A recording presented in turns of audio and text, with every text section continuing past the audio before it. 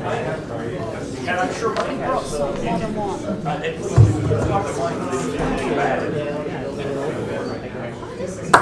Okay, maybe everybody take their seats and let's get the show on the road. Good. So I think the conference I really enjoyed. We started out the first day, just to explain the method to our madness, was really the fundamentals of perception theory. And it was a very lively, and the speakers' initial contributions were all in the fundamental understanding of perception. And we've progressed now in the second day to have many. Make this music. Yeah, sorry, that's all. Oh, okay. There we go. I've been testing the speaker. But you don't like my music? Yeah, I was going to say. Actually, I like listening to Nate.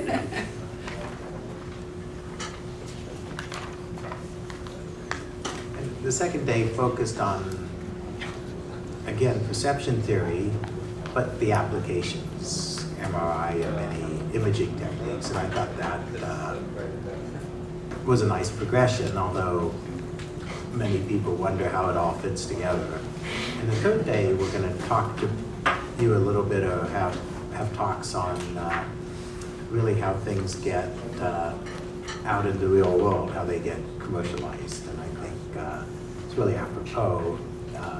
My history is I was trained by the people who studied band theory. And if you understand band theory, the three people on my floor that were faculty when I was a grad student, one understood from band theory what an electron and a hole was, and then it's obvious that it's I think everybody could, if you understood that, the transistor was a natural extension of that deep understanding they had. The silicon solar cell was Shockley. Pearson invented the solar cell, again, just understanding the depletion region and separating electrons and holes. And my advisor understood band theory and photo emission and developed the night vision goggles. So I argue that the first day's talk are the most important, and initiating, finding applications are equally important, and the third step is getting it into practice. So I think that's a rationale I'm using to enjoy this conference and try and answer many people's questions, like, why is such a diverse group meeting so many interesting talks, but how do we piece it together? That's my rationale. So the first speaker is, I think, you're going to find of great interest. I'm not going to tell you his history because I've read it 5 times and I can't piece it together yet. But Phillips, most notably, at least, that will impress my kids, was one of the first employees of Pixar, and his architecture background was used to do very important things that, again, was the landmark steps that became what Pixar is today. So that's exciting, but his background is in architecture, and he's now teaching at Skidmore College, and his talk is Objects, Materials, Exaggerations, and Perceptions. So I look forward to the talk.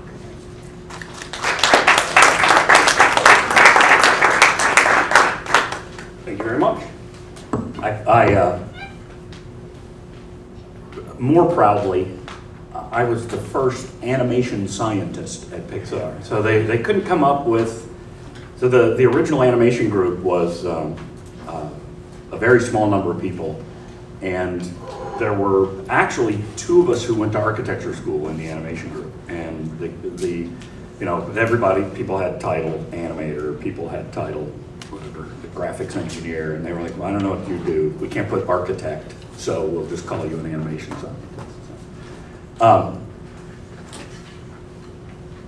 I'm going to talk, I've shortened the title to just exaggeration and perception. And what I'm going to talk a lot about today, since we've already covered a pretty good amount of the the perceptual theory behind seeing things and some of the artistic things done. I'm going to talk a little bit about depiction and how we did depiction and how computer graphics does depiction, how artists do depiction in a way so as to avoid what some of you probably already know about the uncanny valley to some extent. Talk about this a little bit.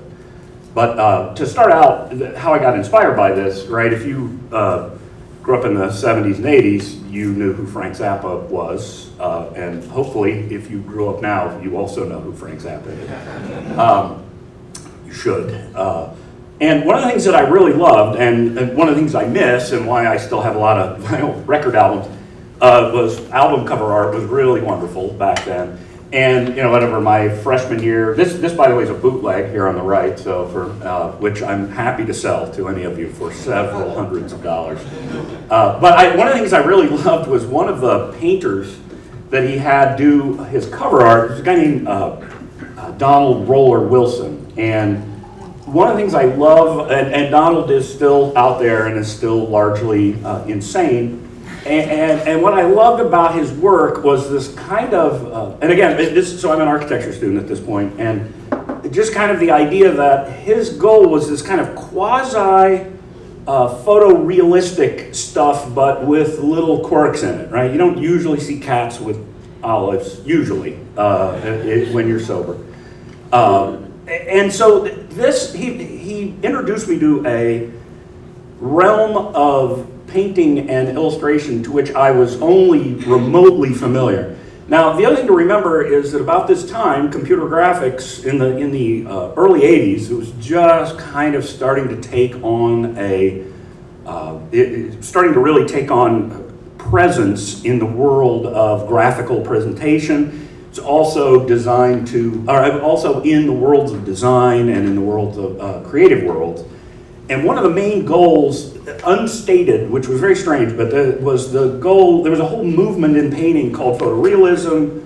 Louis Michel in, I think, the late 60s coined the term, because there was this thing called a veritas movement in art and literature, and everything must be the truth. And so why not have painting that was the truth? You know, why not create photographs?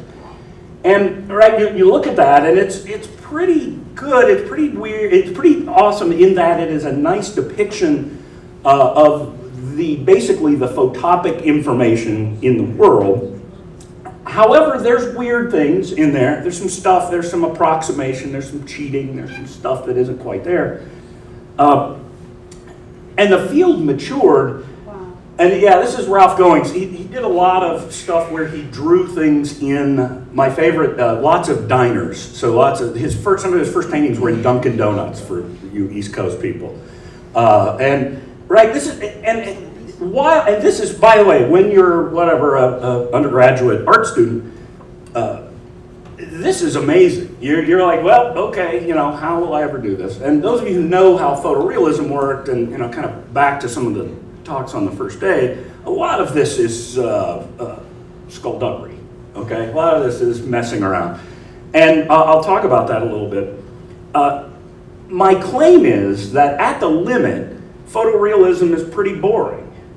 At the limit. This is, when you see this in 1990, you're like, wow, somebody created that. That's pretty impressive. But then you're like, well, I don't know. If you keep going, it's like, well, I might as well be looking at photographs. So I'm not really sure. Once you know that this was painted by a human being, it's interesting. But then it kind of moves away. So fast forward, I ended up at Pixar so I was at Ohio State, where I was an undergraduate, had one of the very early computer graphics programs in the universe, along with Stanford, Utah, Brown. And one of the things that I did there, I did medical imaging, and I could tell you the story about, I claim, I'm one of those people, that I did the first functional imaging with magnetic resonance because we put EEG data on top of, back before you were allowed to put human beings in magnetic resonance scanners. So another story for other people later. But they hired me because I had been with this group. knew some people there. And one of the first things we did, one of the first things I was tasked with doing is Tom Porter, who's another Stanford Don Knuth guy, and I were charged with creating a cover for a book that talked about the RenderMan imaging language that we had. And Tom had done a cover for, and I'm trying to remember, it was some other magazine, but it was Pool Balls. And it was a very nice, photorealistic-esque image. And he wanted to continue this, the parlor, I don't know, bowling is actually a pretty serious sport for those who take it up. But he wanted to do that, and so we created a series of images for the cover of the book. This, by the way, for any of you who are into bowling enough, first of all, I animated this for a single frame. This is also a left-handed strike, for those of you who notice, because I flipped the image. And it's also a strike, Guppy Troop, if you know who Guppy Troop the bowler was. He was like an eccentric bowler who, as if any bowler is not eccentric. But anyway, we made this image, and in 1989, again, people are like, that's amazing, right? This is, and I wanted to point out something that you mentioned the other day. We rendered imperfections there are algorithmic imperfections in this image in order to keep it from looking too fake.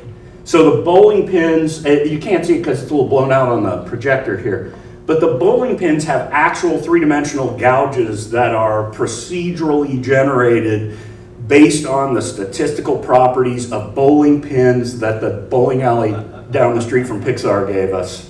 So it was really the guy thought the guy running the alley thought we were insane. And so anyway, so there's a lot of imperfection rendered into this image in order to help it look good. And so some of you will recognize this, and what I want to talk about these kinds of things, the first thing that people talk about when they see some of this early Pixar stuff, especially, see the tag here, and the cord on the Luxo lamp. And I remember being accosted by various people. Here, the spring on top of the tinny's head, in the snow here in this snowball. People really were like, "Oh, this is some of the best physical simulation I've ever seen. You guys must have, gone through all kinds of trouble to, computationally simulate all of that, dynamics and everything." And the answer is the only thing that you just saw that was computationally simulated was the spring on the toy's head, and even that we went in and adjusted after we calculated it, we adjusted it because it just didn't look right. So there's a lot of physical calculation, that we would try to put into things, but it turns out that when you rendered it, it just looked wrong. Even though it was right, let's use this, physically correct, and physically plausible, it just didn't look right. And my office mate at the time, Craig Good, who was a photographer, coined perhaps my favorite phrase ever, was that, look, guys, we should really not be in the business of photorealism because we have cameras. So let's just use cameras for photorealism and move on with, making things that look good. And, so how do we do that? So I would claim, by the way, it's Genevieve Figgis, you know who this is, especially. I think you're supposed to stand up right now, the Canadians. Yes. Anyway, I'll report back that everything went well. And right, not only do you know that it's a person, you know which person this is. And I would claim that it's not physically correct nor plausible, right? And this was shown the other day. I show this all the time because I can get away with showing a butt into classes of students and large amounts of people. A copy of this, I wish it was the real one, hung over the toilet in my bathroom where I grew up. And so I got to see this every day for 18 years. And I was fascinated then, as I am now. There are literally, if you don't count the border, there are 4 lines that make that up. It is 0.3 0.3% of that image, if you do if you just count black pixels, they are 0.3% of that total image. Now, I would claim it's the right 0.3%. Not just any old random 0.3% is going to make that work. But what's beautiful about that is not only can you tell what it is, you know the gender of the person, right? We did an experiment where you straighten the line up and all of a sudden it's a guy. That's all it takes. And you can keep the same number of pixels and convey a lot of information. And so this really spoke to me in that getting visual information in and doing things with visual information, and there are those of you who will talk about inference and a bunch of other things involved with this, whatever it is, you don't need to have veridical or even plausible photometric information about the world to understand it. That would be my claim, and which is maybe not controversial, but when you think about it for a minute, and you go back to the photorealists, they were very, very interested in trying to approximate that. This is another thing that we've been working on in my lab. This is a sculpture from the late 1800s, of all things, also in Canada, possessed by donated to a monastery there. And this is the Veiled Virgin. It is, not much is known about Strazza. And it turns out this is like one piece of Carrara marble. And it's insane when you look at that, right? A lot of us have seen, veiled things and what have you, and but it turns out that this is probably the best one that I've ever seen and my historian friends have ever seen. Roland Fleming and I at University of Gießen did a project on this to see if you were able to decompose the structure of the image, the geometry, meaning decompose the Virgin from the veil. And it turns out as humans, we're just awesome at that. We can do a really good job of that. Now again, let's remember, geometrically, that is just a three-dimensional block of the same stuff.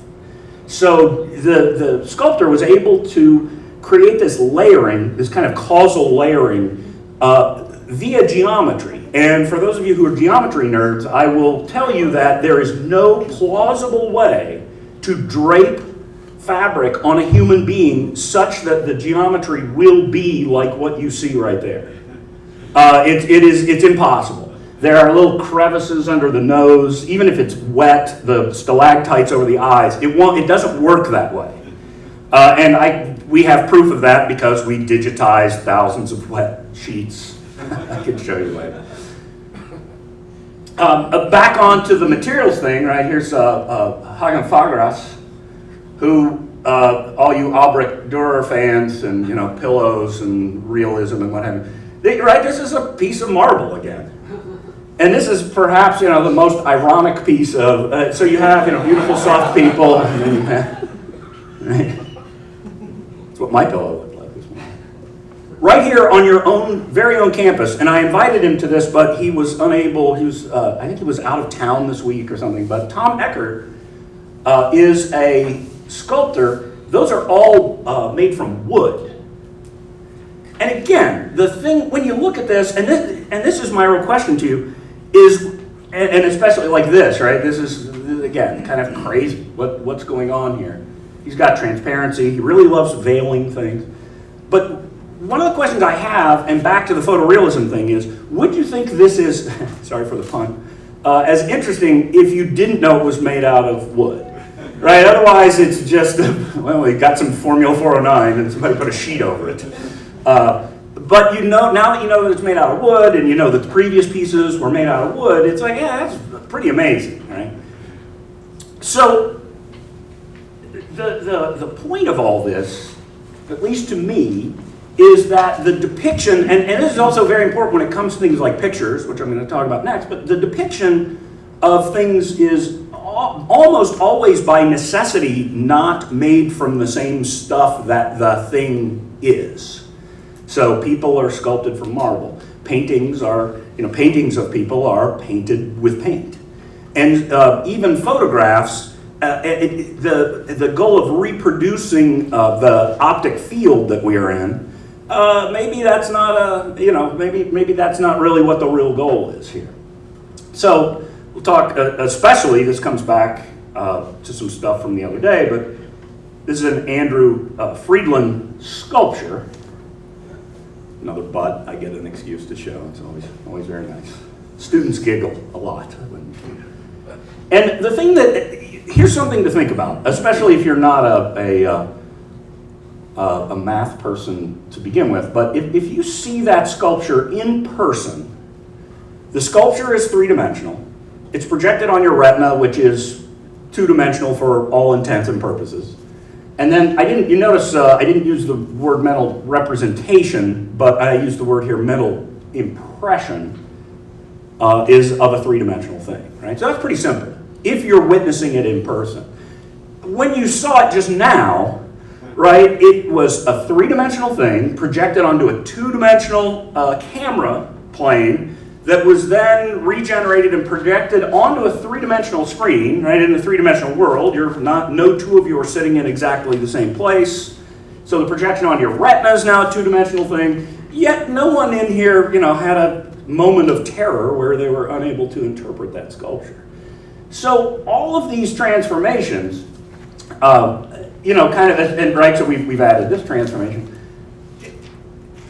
All of these transformations, kind of introduce their own sets of necessary interpretation, if you will. And once you have the mental representation, the mental impression of a three-dimensional object, God knows what that actually is in terms of representation in the brain. So, and we can make arguments about place cells, location, all these kinds of things. We're pretty sure that there isn't a mimetic representation of that sculpture up here somewhere. We know that at some early parts of the visual system, that two-dimensional retinal projection is reasonably well preserved, right? We know that, but once it leaves that area, it's like, yeah, we're done. We have no idea what's going on, despite what some people will tell you, I think. So back to the Hockney business of using optical tools, right? Canaletto, this is Venice, and Canaletto, it is well known and stated that he used a camera obscura to paint that, and so he was actually straightforward and honest about it. There are a few other things though that are pretty interesting. For example, this Tarentus, which was more than 100 years before.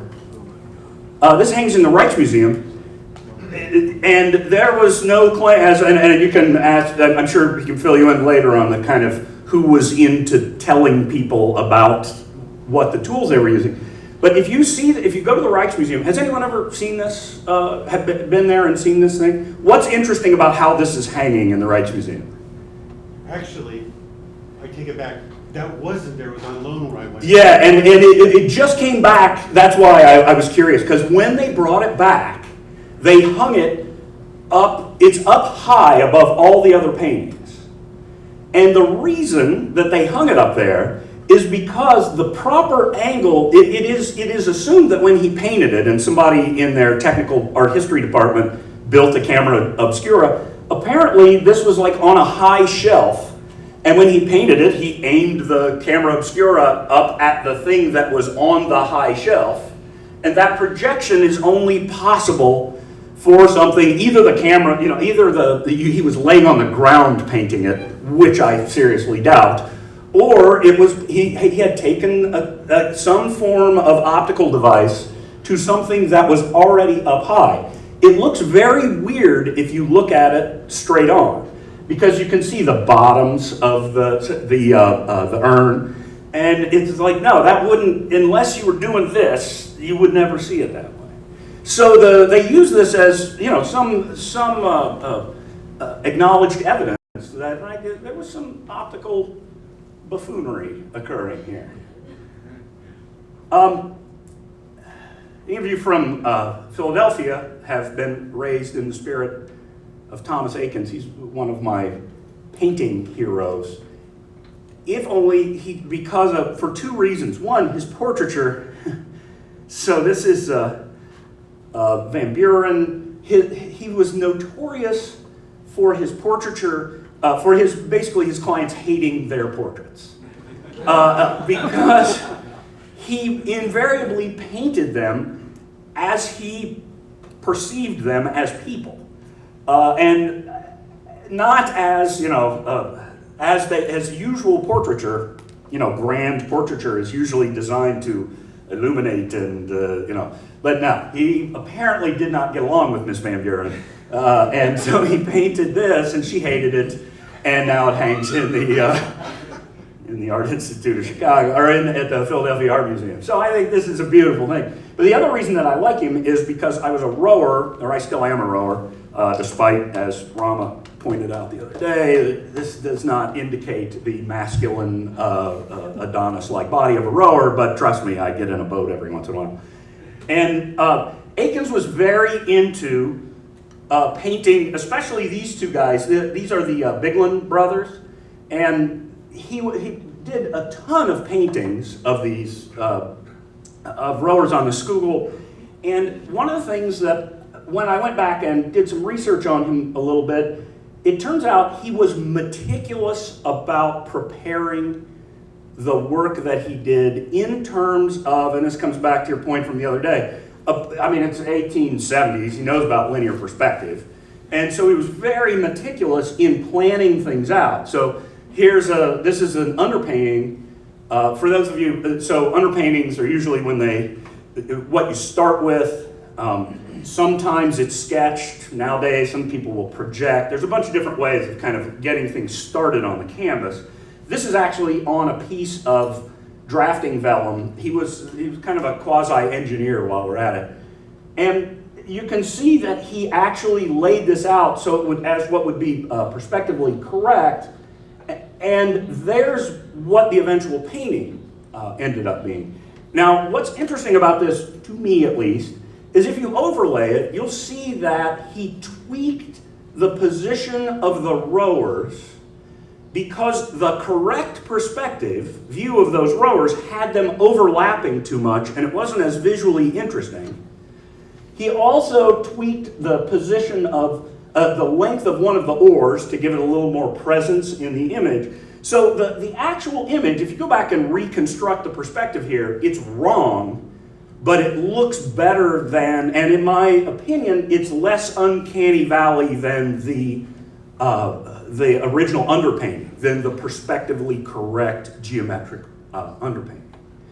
And so it is my claim that while a lot, I mean, we knew about linear perspective, we knew about optical tools. The question of why didn't you just go in and fix these things, like my favorite, the staggered pieces. It's like it provides visual style. It provides, because again, at the limit, we're all doing photorealism again, and who wants to see, I mean, it's a great soul shaker. I agree, somebody oohed in the audience. And good for you, especially if that's the first time you saw it, because it is really impressive. But, at the limit, this doesn't become visually interesting anymore. And so my claim is, sure, we know a lot about this stuff, but we're going to get in and crank it about. Yeah, Steve? Can people actually tell if you show them this one and the one that's optically correct, can they tell you which one is correct? That's a good question. I don't know off the top of my head, but that seems like a pretty, I mean, I'll show you an example of some experiments we did, not so much with perspective, but with animation, and the answer is no. So, but there are actually some examples where people systematically pick the thing that's not correct, even when you're asking them to say which is the one that is the actual image of what the building is. Yes, especially architectural photography being a classic example where you use tilt shift basically to fix perspective so you can get proper imagery. And if you take a picture of a building this architecture school comes in handy again. If you take a picture of a building just with your iPhone, right, the thing goes to a point like this and it looks actually very strange. Yet if you close your eye and sketch it, that's exactly what it looks like. And so what you do when you take pictures of buildings is use a thing called a tilt shift lens that literally changes the orientation of the image plane relative to the optical image, and it makes the top of the building spread out a little bit, and people will invariably say, yes, that is the building. And again, I claim it's because of that weird picture perception thing that we have going on. This is a good Hal Sedgwick question, if any of you know him. But that we kind of, we're extremely tolerant of messing about in the picture plane because we see pictures from so many weird angles, right? And so that'd be my, I'll talk to you more about it in a minute. Yeah. So another, just an aside about Akins is he always denied he used photography. Oh, yeah. His wife denied he used photography, and then 20 years ago, Nika Gutman. Yeah, there's photography everywhere. Both found a photograph and a painting of his wife looking straight at the camera. Yeah. The painter. So she knew, but it was cheating to use. Yeah, no, and it's great. If you look now, he used Harold Edgerton's stuff, who was the guy who did all of the animators know him. Did the high-speed photography. He did a bunch of stuff like that was really impressive. But it turns out you can correlate a lot of that to that early stuff. But he denied. He didn't. Yes. Well, these are artists. Here's some stuff that Farley Norman and I did, and Jim Todd probably, I don't know, 20 years ago. Worried about specular highlights, and it turns out that what you see on the left, you see an object, three-dimensional object, who you can pretty much get the three-dimensional form from that object only with the deformation of the boundary contour. There's no what we would call smooth shading in that image. There's no Lambertian shading. It's just the movement of the highlights. And even worse, here's something with no boundary contour, and right, that's just the specular reflections. And you know what 3D shape that is. If I give you an array of three-dimensional shapes and ask you to pick, you're really good at it. So specular highlights have this beautiful feature that they involve the object and a light source, but they also involve the observer. They're unique to the observer. And again, in our real world, the specular highlights on my prop, which I have just procured, right? The specular highlights, everyone's experience of the shiny spots on this is different because you're all sitting in different locations. And so, again, artists, might have seen this before, they really know, right, they take advantage of this specular highlight thing.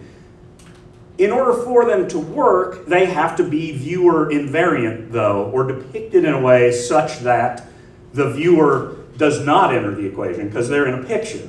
If any of you know Jim he's at RIT now.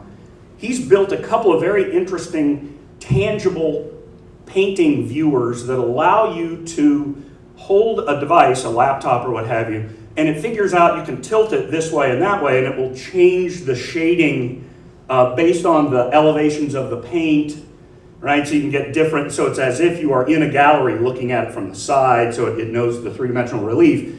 And one of his grad students did a thing with the specular highlights as well, so you can move the light source around, and the highlight on her earring will move along with your visual thing. I encourage you to check that out. But again, that earring it's plausible, I would say, but certainly not optically correct, but it's generic enough to provide the luster of a piece of pearl, to provide the impression that it will give you a specular highlight from some point in space, from some observation point. And that's enough. That sells it. You're done. This was the epitome, those of you who are in computer graphics during the era, looking over here, we're like, holy crap, this is amazing. We've optically, now, in the 80s, right, we're starting to optically recreate paths of light and reflections of light and refractions of light and the behavior of light in a physically accurate way. This is called ray tracing. This piece by Turner Whitted. Is a piece from Pixar, right? If you're interested in a good story, pick up Penn and Teller's book on how to play with your food. There's a story about how I drank a full bottle of Listerine in front of the representatives from the Listerine company. It was not a real bottle of Listerine, but they didn't know that. I made one of them throw up, so I figured that was pretty much this is an example that we did commercials. A lot of people don't know this, but we did commercials before we started making animated films. And this particular commercial, none of that is optically correct. The refraction of the light in the back, the specular highlights on the top, but it's fun.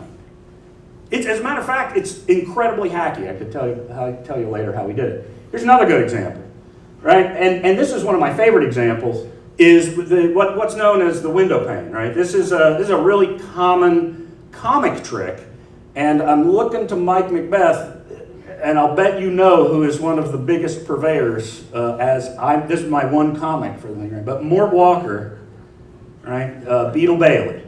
Mort Walker used these things everywhere, and he actually gave them the term Lucaflect, which is good, right? It's a good one. You get window reflection, and the trick with these things is that they portray the presence of light, and they actually even situate it as being inside light. Now, the funny thing about Beetle Bailey was he was outside a lot, right? Because it was about a sergeant and a private, and so but Beetle Bailey would have Lucaflex on his shoes even though he was outside, which I found. I don't think Walker ever explained that, by the way. But so Pete Docter and I, pizza director at Pixar, he was my office mate. I had him draw me. We were sitting down. I said, "Draw me some spheres, and then put some highlights on them." So I have a collection of about 100 different types of highlights, bunny rabbits and all kinds of things. And we did an experiment where we took these things and had people do depth adjustment tasks. It's a classic way you do these experiments. The green you see there is the physically correct displacement for the object if it were a hemisphere, and the yellow is what people adjusted it as. And you can see everyone kind of underestimates the depth, which is a classic and known thing. But where the specular highlight, which is again just two little lines, is in the correct or plausible position, they give it a little more depth. And if you put it in the wrong place, the depth shrinks away again. So why not render it photometrically correct? This has all the right dielectric. This is a physically plausible render of a hemisphere. And again, now you get, because of the shading, you get a little more depth overall. And you add the highlight, it gets much closer. But again, there's a consistent bias to underestimate the depth. You put the highlight in the wrong place, and you still see depth, and it's about equivalent to as if there wasn't a specular highlight on there at all. And I would claim that the one on the left, and by the way, these are all the same images, as again, you can guess. We did this experiment later on where we actually just rendered the one on the left and then cut the specular highlight out of the one on the right and put it on there. And we just asked people, which object are they made of the same material? And of course, they're not, but the only piece of information necessary is the dot. And here, you write it off. Maybe it's just a smudge on the image. I don't know what's going on. But there, you're like, oh, that's a shiny, glossy material. It's like, no, every pixel is the same except for those couple hundred white ones. So you're reasonably intolerant, again, to these things that they are invariant in the world if you're experiencing the photometric world, but they're not very important otherwise. The last thing I want to talk about is kind of some of the things that were done to help with production.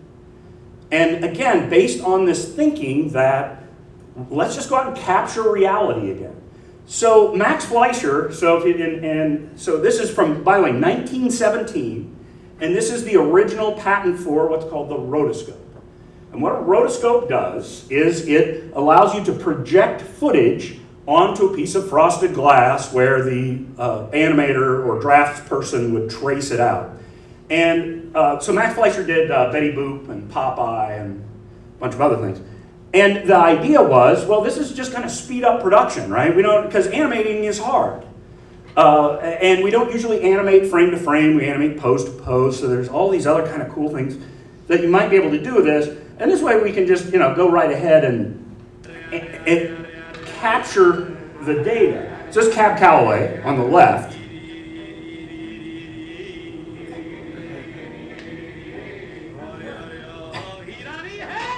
Now, by the way, on the left, the bottom image was used in the film that they did here, but they would reuse even the rotoscope stuff and just put fatter stuff on the people to make it. But they'd reuse the skeletal motion. Now, it turns out that this works really well, as you can see, for like 2B kinds of things. It does not work so well. Oh, they're singing. Sorry for the singing. This is Gulliver's Travels, right? We're in the creepy world now. Where's everyone gone? Where is everybody? This is no way to treat a harmless visitor. Right? Hello? So if you've seen that version of Gulliver's Travels, right, it's a little weird. And this brings up, and I mentioned it already, but Masahiro Mori in 1970 coined this idea based on kabuki theater and what have you, or the puppetry, I mean, that and he was talking about industrial robots. One of his students was the Osmo robot guy, but he basically, and this was never empirically tested by him or anything, but just proposed that as robots become more human-like, you get to this point where they're pretty good, and then they become creepy. And if you've ever seen, for example, I grew up next door to a guy, I grew up in rural Ohio, a guy who, a lot of thresher accidents where people lose limbs from getting in and pulling the stuff out. And he had a myoelectric hand, which, because it had cut his arm off, and it was the creepiest thing and coolest thing I'd ever seen in 1965. That it could go like this and open and close based on some stuff, but it looks creepy, right? It looked very strange. And so the uncanny valley is this problem that as things start to look more real, they look more, not necessarily fake, again, back kind of to your point, but more creepy. So Disney, of course, they're on the case. Disney was using reference footage, and by the way, this is staged for your enjoyment. But they would do stuff like that. They would say, oh, that's a wishing well, and then somebody would, Ward Kimball would paint a sign, and right. There's Ed Wynn and Alice in Wonderland. That's Ward Kimball. But what they would do with this stuff, and right here it is in the film. So there's a pencil test. And the nice thing about Ed Wynn and a lot of these people is they're already naturally expressive people. If you've seen Dick Van Dyke and the live action combination in Mary Poppins where he's with the penguins, right? Dick Van Dyke's already an exaggerated human being, thankfully. And so they didn't have to do a whole lot. Ed Wynn, they didn't have to do a lot. Classical dancers, on the other hand, are designed, they are trained to exaggerate certain things to make certain, dance points, if you will. But they're designed, they've learned how to dance in a very, they've learned to dance in a particular way that is not easily animatable. So Disney would, they would do all kinds of motion capture like this, and by motion capture I mean rotoscoping. But they would then, this is the actual animation, these are the roughs that came from that in order to kind of get they would exaggerate the motion, they would bring it out. And this brings us to Disney's 12 rules of animation. These are kind of messed up in that there's a lot of redundancy here, but in order to keep to original canon and not be struck from the frozen body of Walt Disney, I will keep them this way. But one of them you see is this thing called exaggeration. And the most classic form of exaggeration is a thing called squash and stretch. Now, here's a movie I helped with a little bit. And by the way, one of your students from the other day, the lawyers will be in touch soon about you appropriating. So there's Joy, the accordionist. Here's a pencil test that was animated from, right? And you will notice an extreme amount of exaggeration on this character. And by exaggeration, for example, when she jets off, right, there she is there. Okay, plausible. right? What? Right? Maybe plausible. And then sadly, we're gonna get back to butts again. But now, like, that's impossible, right? That is physically impossible for a human being to do, yet it looks really good, right? There she is now stretched out at some terrifying length. So, again, the way to make it look better and less kind of clunky is to go ahead and exaggerate it. You don't, and I would claim, again, the exaggeration, while it's there, and if you know to look for it, and now I've ruined you all, you will see it everywhere now. But unless you know to look for it, you don't see it. It's just an interesting looking character, right? So here's the classic bouncing ball. Every first year animation student must animate the bouncing ball. They must also animate the sack of flour. What I want, especially the physicists in the room, to notice is the incredible implausibility, especially of the ball falling on the left, where it actually stretches out before it hits the ground. That would require a sudden amount of viscosity in the atmosphere. So I think it would burn. A friend of mine figured out that if this were made out of rubber, it would catch fire if the atmosphere was thick enough for it. Anyway, I love people who figure this out for fun. So what we did instead, so we took two things. We took a extremely sophisticated, accurate model of falling bodies, okay? All kinds of beautiful parameters. And then we also took an animator's intuitive model of how to exaggerate the motion, and we combined the two. So I can send you that later if you want. So there's the classical, really good version of and this is for a baseball falling. And basically we put no exaggeration into it. And a baseball is rigid enough that, yes, it deforms, but not at the scale relevant to what we were rendering on the screen, right? When it's 3,000th of a pixel or something. So it didn't really matter. So there's the ball shape over time from 0, the top left, to the end at the bottom. And here is a physically implausible but animatorly one.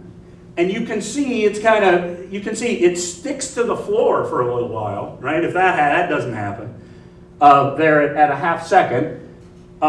You can also see that these points here on the curve are where different amounts of exaggeration are taking place with the ball. Stretching in the positive direction and squashing in the negative direction.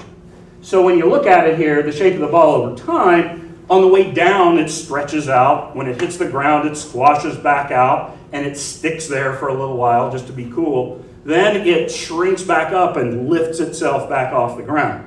And so if you want to see it this way, that's fine. There's with no exaggeration. Here's with a little bit, here's with a lot. You can kind of see what's happening to the ball over time. Better yet, let's look at it like this. So we use this schematic description in the experiments, or depiction. And, right, that's a bowling ball on the left. And that was a tennis ball on the right. And then here they are, and those were the physically plausible. Again, it was slightly different what the observers saw. Here they are with exaggeration now. So that was the physically accurate staying in a vertical line. So here, right, now you know there's exaggeration, so you see it, right? There's a lot of exaggeration in those. But the first experiment we did with this is we just said, look, this is a ball. Let us know if it's plausible or not. Will a ball do this? And it turns out that the most plausible by an order of magnitude over several hundred people, this is the most plausible ball. Now again, if you look at what just happened there, it absolutely was distorting like crazy. They picked the physically accurate ball as being not nearly as plausible as this. Still plausible, but this was 10 times more plausible with that distortion. All right, here's another one with a different coefficient of restitution. Right, so that's more. It's a less bouncy ball, and its exaggeration was a little bit less. Right, but the more it's bouncing, the more exaggerated it has to be. Then we did experiments where we said, all right, which one of these is a bowling ball? And that one's still exaggerated there on the left, but people would say that's a bowling ball. That's a baseball with a bunch of exaggeration thrown on it. So there's this weird interaction between the physical properties, the actual physical properties, and the exaggerated physical properties. Someone said, well, why, those look terrible. Why don't you use real things? So there you go. Here's a bowling ball. And now that you saw that it was exaggerated. This is a plausible ping pong ball, which I was angry about, because ping pong balls really bounce well. And we asked one of the subjects, and they said, well, this background, we used a cyclorama that was made of cloth. And they had divined the fact in this intuitive physics kind of way that the cloth would absorb the bouncing of the ping pong ball. Like, good on you, art student at Liberal Arts College. Yes? You play around with the magnitude of that shape. You play around with the shape of The shape of the thing, yeah. And is it... like removing the pre-exaggeration. Yes, the model has that, and we haven't done it yet. We decided, trying to be reasonably good scientists, and started with the big picture, and then because we wanted to find out really where the parameter space was to begin with, because we had no really good hypothesis. And so, yeah, now we've got versions of this where it travels while it bounces. We've got versions where the distortion is, like you say, you turn off the pre-bounce, turn off on the... So, in the 3 minutes I have left, let me show you something, right? So yeah, we think we're good, right? We know bowling balls don't distort. We're all smart people. And if they do, it's not enough for us to see. But have you ever watched real balls get hit really hard by things? And this is perhaps my favorite. Any of you tennis players out there, this is insane, right? Look at this. Sorry, it just builds the attention when you make it, attention when you make it this slow. Now, even if you're a tennis player, did you ever think the ball literally flattens to less than the width of the frame of the racket? No. Right? And you will swear, please, those of you who play tennis, go out later and try, no. And you're like, no, I can't even tell that happens, right? So even physical reality is wrong. Golfers, right? You got the golfers out here. I love there's always the thing on, right? There are, if you go online, you can see people using an air cannon and shooting them at a wall, and they get like this big, right? It's a ball. I thought about your football thing the other day. The footballs are hilarious because, if you get hit with that, anyone who has ever been hit trying to catch a pass, it hurts, right? That is a hard ball. It's pumped up unless you're righty. I'm a Cleveland Browns fan, by the way, so like I have anything to say. Al, are you a Cleveland Browns fan? Okay, we'll go drink later. Is that right? Look at this. Oh! Right? So, yeah, so even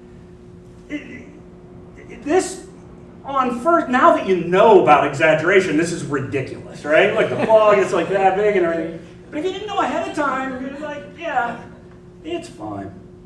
So, well, I'm going to wrap up at exactly 50 minutes.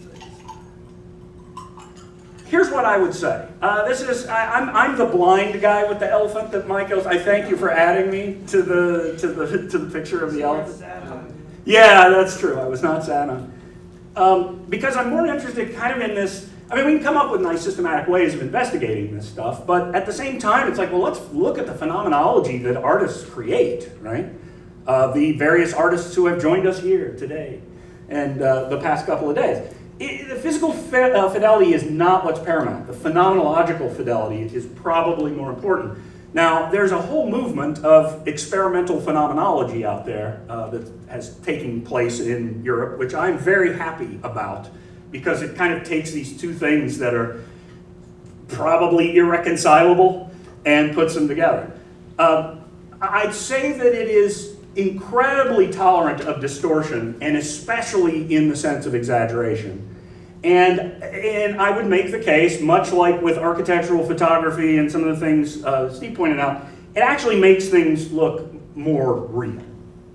So here's the arbitrary people who gave me money slide, and I thank you for your attention. Very exciting talk. I'm Yes. right at the edge. So.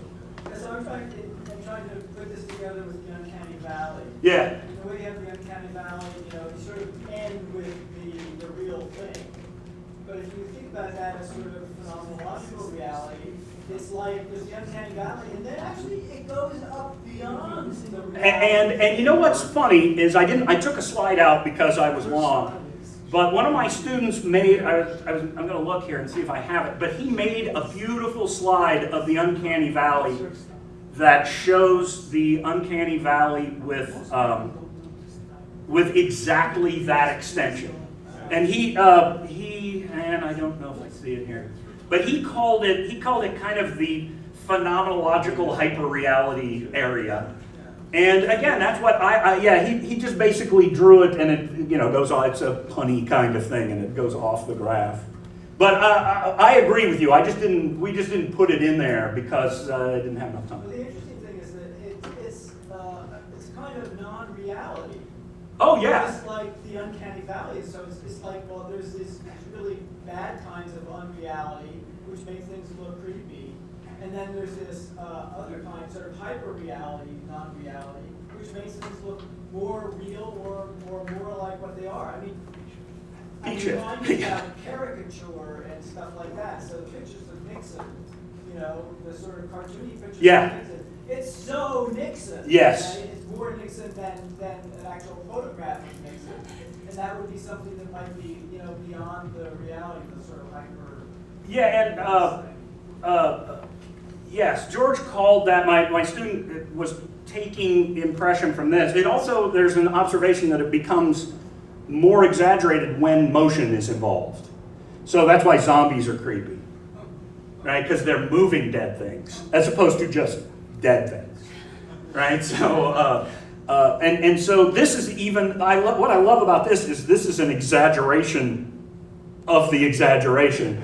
And so, and again, it's missing from this slide, but George took it out the other way, and he made your point the same point, that it's as unreal as anything. This seems, the healthy person thing is a real local minima of some kind, or some local attractor of some kind, and things around that attractor are good. It bifurcates around that somewhere. That was his thinking. A positive pole and a negative pole, where the uncanny valley side, the positive side, it looks good. Okay, Justin? So, in terms of the exaggeration of the stretching for emotion, how much of that is exaggerating the motion versus just trying to make it look like it did on film where you have motion blur? That's a good observation. Motion blur is a phenomenon that even digital cameras use a shutter. And the idea, and there are all kinds of beautiful phenomenology that occur due to that. And older films, they needed to have longer exposure times, shutter open more long. You'd end up with blurrier stuff. Well, they still do it because it looks wrong if they don't. That's exactly right. There's a huge literature on how much motion blur you need for something to look right. And if you could show that at a billion frames a second, no problem. But because there's this interesting stylistic artifact of motion picture film, because it's 24 or 18 frames a second, sometimes 12, depending on what you do, people want to see that stylistically. So I don't know. It's a good observation and a plausible question. I can take two more questions. Well, Yes, I thanks. just make a really quick comment. It seems like you could call that the canny peak or something. Yeah, maybe so. Because when you don't have a drone, it comes back down again to realism. Yeah. So there's this canny peak that's still, or maybe it's exaggerated on the other side. Yeah, no, it'd be fun to try this, right? And by the way, if you take the bouncing ball model and hyper exaggerate it, it looks like it's alive. It looks like it's actually jumping off of the ground.